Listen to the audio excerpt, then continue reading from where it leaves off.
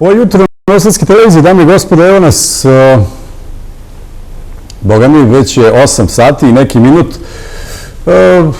Možda je rano da kažemo dobro jutro za one sa juga ili iz Crne Gore, ali za nas ovde na severu jutro je odavno već svanulo.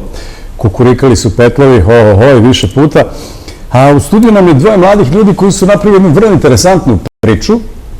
Pričali smo o mladim ljudima i u prethodnom satu, pominjali neke ljude koji su se mlade, vrlo je bitno reći, koji su se samo organizovali na uglu Temerinske i Kisačke ulice i fantastično održavaju svoje šetalište za pse i čuvaju ga i paze od nekih neodgovornih drugih. Ovo su dvoje mladih ljudi koji su napravili jednu interesantnu, pa ne mogu reći aplikaciju, jedan portal praktično, koji treba da pomogne da oni koji nemaju dobiju od onih koji imaju više i što je najžalostnije, taj višak često bace. Sa nama su Vukašin Orsić i Teodora Šišaković. Dobro jutro, dobro nam došli. Dobro jutro, bolje vas našli. Ovo je fenomenalno što ste mi ispričali, zašto smo vas i pozvali, sada neke detalje samo što ste mi rekli. Portal viškova hrane. U situaciji kada u svetu svakoga dana umire hiljade dece, kada se s jedne strane marketinški priča o nekim drugim stvarima, a ovo se zanemaruje, u situaciji u vremenu kada u Srbiji ljudi gladuju realno, preturaju po kontejnerima, vi ste napravili jednu zanimljivu stvar, ili istovremeno hrana propada i baca se. I to ne mala, ne bezazdana količina. Dakle, da se tu napravi neki most, da se to poveže, to je mnogo dobra ideja. Hoćemo li da pitamo damu? Može, da počne. Da, svakako. Ideja je nastala, prvenstveno mi dolazimo iz Food Scale Huba, mi smo startup studio to je međunarodna organizacija koja ima sedište u Beogradu, a kancelarije i u Solunu i u Novom Sadu. I mi sarađujemo sa nekim startup organizacijama koje su u polju poljoprivrede i bioekonomije i uz pomoć našeg savjetovanja mi njima pomažemo da oni izađu na tržište. A ova platforma, jedna divna platforma, je deo projekta koji finansira Evropska komisija u okviru programa Horizon 2020. To je program za istraživanje i inovaciju i projekat se zove Plutos. Njegov cilj je da se smanje viškovi hrane i da se pomogne onim ugroženima, a sama platforma se zove Food Share. I generalno ono što je nas podstaklo na to neko razmišljanje, na kreiranje te platforme jeste da se u Srbiji 700.000 tona hrane baca u toku godine, a da više od 500.000 ljudi gladuje. Tako da ovo je neko jednostavno rešenje koje pomaže da onima koja je hrana potrebna, dakle donori, to je primaoci donacija, se prijave i da donori hrane koji žele da doniraju svoje viškove hrane radije nego da ih bace, da učine dobro delo i pomognu. To je jedna vrlo hrišćanska platforma, ozbiljno, zato što vi prosto pomažete ljudima da budu humani i kada oni nisu, ne mogu reći kada ne žele, ali prosto kad nemaju vremena da misle o tome, jer danas su svi poslovni, strogo malo vremena ima za razmišljanje, naročito o drugima. I ovo je fantastična stvar, jer ja verujem da i njima je kako god, ali žao kada bacaju hranu, jer ne znaju šta bi s njom, a jednostavno neisplativo je više je držati i čuvati, jer je ono pred istekom roka ili na granici. I onda je ovo fenomenalna stvar, jer prosto kažem, pomažete ljudima da se osjećaju bolje, a to je dobro na nekom generalnom nivou da ta energija se širi. Jeste, i nažalost u Srbiji je zakon takav da donacije hrane se i dalje oporezuju. U većini zemalja Europske unije donacije su neoporezive, dakle oslobađate se od poreza ukoliko donirate hranu. I prosto zbog toga kod nas organizacije u većini slučajeva bacaju hranu, zato što im je to nažalost isplativije nego da isto doniraju. Wow, pa čekajte, kako ste vi to rešili? Znači i dalje to ide tako? Mi smo to rešili na taj način što smo mi našu platformu omogućili da bude potpuno besplatna, dakle i za primaoce donacija, ali i za donore, odnosno za organizacije, kao industrijske organizacije, proizvođače hrane, poljoprivredne proizvođače, hipermarkete i distributere hrane, a sa druge strane imamo primaoce donacije, dakle to su humanitarne organizacije i to su međunarodne, odnosno narodne kuhinje. To je fantastična stvar, svedoci smo, ja sam čak čuo neverovatan podatak, na primjer, jedan lanac marketa, neću da mu pomenem ime, prosto kako god ne bi bilo korektno s moje strane, devojka koju sam upoznao, koja radi tamo kao prodavačica, mi je rekla da prvo što oni nose sve te gajbe, da, što baš nije za devojke, ona je tako vaše građe, prilično krhka, a s druge strane, sav kale, sve što kalira, što se baci od voća, one plaćaju. Zaposleni, ja sam bio šokiran, to je lanac, veliki lanac iz komšiluka koji ima ovde prodavnice i reklamira se, fantastične su im reklame i vole nas i tako dalje. Radnici moraju da plate ono što propadne zato što nisu prodali. Pa to je neverovatna stvar, zaista, skandalozna, ali eto, ne postoji zaštita, nažalost. A ovo sada što kažete, činjenica je da prosto ono što je kratko traje nekoliko dana voće i povrće, kada već je onako da nije prva klasa, oni ga stavljaju, malo mu sniže cenu, ali već se praktično ono je na putu da se baci, a vi možete da odreagujete munjevito. Dakle, ona se uzme i iskoristi se istog dana. Baš smo juče imali jednu sličnu priču, dakle, javio nam se proizvođač organskih tikvica i krastavaca, on je imao jednu veću količinu tikvica i krastavaca. Organski tikvica i krastavaca. I mi smo u svega par sati uspeli da pronađemo dve humanitarne organizacije koje su voljne i koje imaju prostora prosto da prime tu količinu proizvoda i realizovali smo donaciju u svega par sati. Fenomenalno, fenomenalno. Koliko to traje? Prošle godine? Od oktobra 2020. I projekat je taj zamišljen, znači, na 3 godine? Tako je, do oktobra 2023. Isfinansirano stvari? Da. Mi imamo ideju da platforma postane samoodrživa i da i nakon završetka projekta, dakle, platforma nastavi sa svojim radom.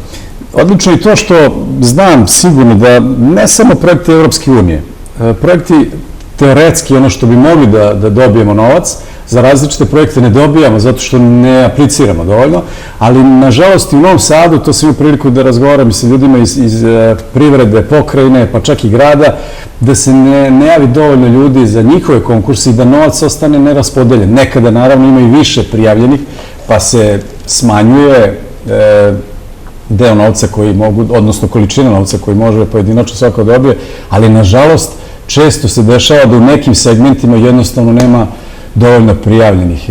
Ovo su fantastične stvari, prosto bi mladi trebalo više da se obrazuju u tom smeru, da nauče kako da pišu projekte, kako da taj novac koji je oko nas praktično uđe u zemlju, da se zaposlite u krajnjoj liniji, bolje nego da sedite kod kuće i čekate posao u svojoj struci, ne znam šta ste teoretski za koji posao obučeni. Tako je, baš zato smo mi ovde, pošto je cilj samog projekta, pored te doniranja hrane i pomoći socijalno ugroženim slojevima društva, mi želimo da nekako podignemo opštu svest ljudi, dakle, i svih relevantnih stakeholdera o postojanju ovakvih projekata i platformi i, dakle, želimo da kažemo ljudima da rešenje za konkretno ovaj problem postoji, samo je potrebno, dakle, da se svi zajedno, dakle, udružimo i da radimo na rešavanju istog. To sam počeo da vam pričam kad ste ušli u studio. Podatak znam iz Amerike, koja ima jeftinu hranu, zaista. Zbog toga im je praktično mnogima jeftinije da idu u restorane nego da kuvaju. U Americi je zabranjeno da se bilo šta od te hrane daje beskućnicima ili onima koji su gladni, kako god, sve se baca. Sad, ne da se baca ono što ostane u restoranu da nije pojedeno do kraja, nego nenačete industrijski proizvodi, paštete, namazi, raznorazni, džemovi. Sam čuo od onih koji su radili tamo da su to neverovatne količine. Jedan dan su naši ljudi, šta će, jer su videli gladne koji su pored i pitali mogu da daju, su im rekli, oni su išli tamo na studijsko kao 3 meseca da rade kao studenti. I onda su jedan dan dogovorili ovi što rade u restoranu kao konobari i ovi što su u kuhinji da štekuju sa strane u neki džak. Bukvalno, kaže, pun džak je bio malih tih medova, marmelada, džemova, čuda, prepun. Za jedan dan u jednom restoranu, to je kao zrno peska u pustinji. U Americi. Zamislite koja je to količina koja se baca. Odnosno, to se sve reciklira, apsolutno ništa. Jeste, u svetu se nekoliko stotina miliona tona hrane godišnje baci, dakle ne upotrebi se. Da, a kao što rekao, svakoga dana 1000 dece umire. Eto, u Srbiji svaki dan pola miliona ljudi gladuje i često im je jedini obrok taj koji dobiju u narodnim kuhinjama. Dakle, ovo se razvija, to je sveže, šta, možda pola godine, to je 8-9 meseci praktično. Koliko vas ima tu, vas dvoje ste ili ima tu još? Pa u našem timu ima 10 ljudi trenutno u Novom Sadu, da. Međutim, Plutus nije jedini projekat na kome mi radimo, imamo i druge projekte, samo nekako ovaj nam je jedan od dražih, jel te? Razumiju. Tako da i stvarno se trudimo da podignemo svest kako ovako i putem medija i jednostavno da kontaktiramo i primaoce donacija i potencijalne donatore, da idemo na razgovore sa njima i da im predstavljamo neko ovo naše rešenje kao potencijalno, idealno, digitalno rešenje kako bismo mogli da barem malo napravimo jedan mali korak za sve nas, a jedan veliki korak za one najugroženije. Pa istina je, Teodora, istina je, to je mali korak, ali nije bezazlen, Boga mi. Čak ne bi mogao ni da se saglasim da je baš mali korak. Ovo je vrlo interesantno. Sa koliko sarađujete organizacije koje se bave nekim, kako kažem, javnim kuhinjama, narodnim kuhinjama, humanitarnim organizacijama? Pa trenutno smo podržani od strane preko 50 humanitarnih organizacija. Neki od njih su, dakle, Crveni krst Vojvodine, Fondacija Ana i Vlade Divac i Banka hrane Beograd. A sa druge strane, kada govorimo o donorima, tu smo također podržani od mnogih kompanija i poljoprivrednih gazdinstava. Neki od kompanija su Marbo Product, PepsiCo, zatim Rauch Srbija. Također veoma smo ponosni na saradnju sa organskim poljoprivrednicima, kao što sam rekao to je sjajno. Pre par minuta, da.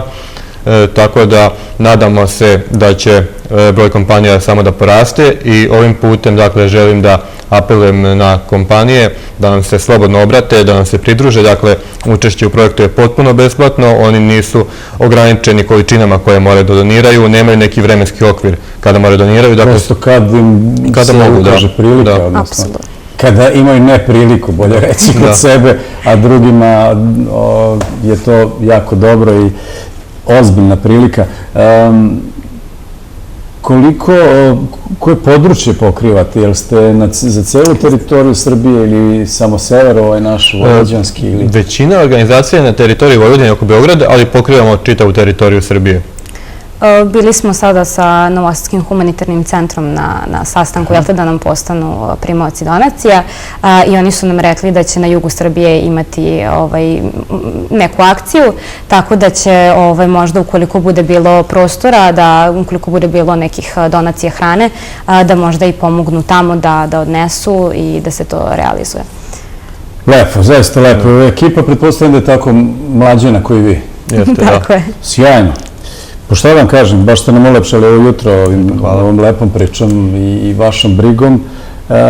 Kako god, ovakve stvari su dobre zato što prosto hrane dobro u ljudima i pokazuju da može. Kako god i te velike kompanije koje mnogo zarađuju i koje okreću novac i imamo i mnogo primjedbi na njih, ali opet s druge strane, da tako kažem, mogu malo da operu sebe i da pomognu drugima i to je opet ljudski, prosto ovaj svet će bolje funkcionisati, neke stvari su takve kakve su, ali uvek može da se uradi bolje, uvek može da se malo popravi. Tako je. Hvala vam, Mladino, želim puno uspeha. Hvala puno. Jeste bili nekad, pretpostavljam da jeste na onom noćnom bazaru na Ribljoj pijaci, kako se dopada cijela ta priča? Ja sam bio, baš sestra mi radio u marketing timu, tako da uvek posjetim to s njom. To je jedna od ljepših manifestacija mene i sa fantastičnim, sa mnogo ljudi sa odličnim idejama. I ujutru nam je bila Ana Patak iz javnog komunalnog preduzeća Novosadska tržnica. Pričali upravo o noćnom bazaru koji je pred nama, pa evo da pogledamo priču. Vama još jednom hvala. Hvala puno.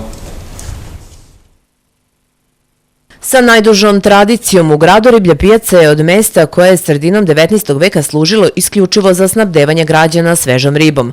Vremenom prerasla je u klasičnu zelenu pijacu sa bogatom ponudom svežih poljoprivrednih proizvoda, živinskog mesa, ribe i mešovite robe.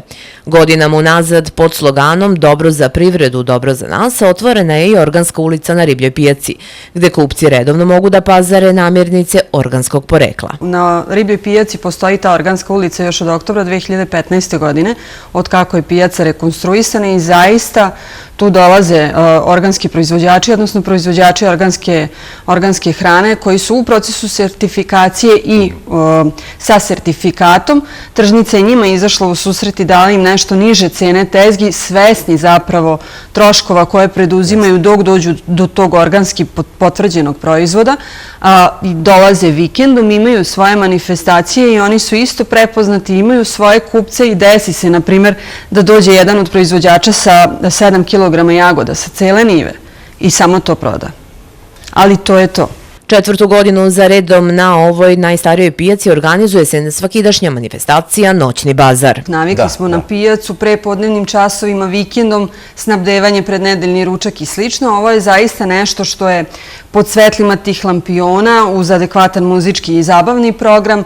Ima od delicija, od francuskih sireva, od ručnih radova, nakita, sve što može da vam se nađe. Evo recimo na 22. ako se ne varam, negde 9 malih kućnih pivara je učestvovalo samo i bilo je preko 200 izlagača. Dobar deo riblje pijace biva zauzet kada se organizuje noćni bazar i zaista je svima na uživanje. Gastronomski i umetnički proizvodi na bazaru predstavljaju proizvođači i izlagači iz Novog Sada, Vojvodine, ali i iz cele Srbije. Naredni noćni bazar najavljen je za petak 6. avgust od 18 sati do ponoći.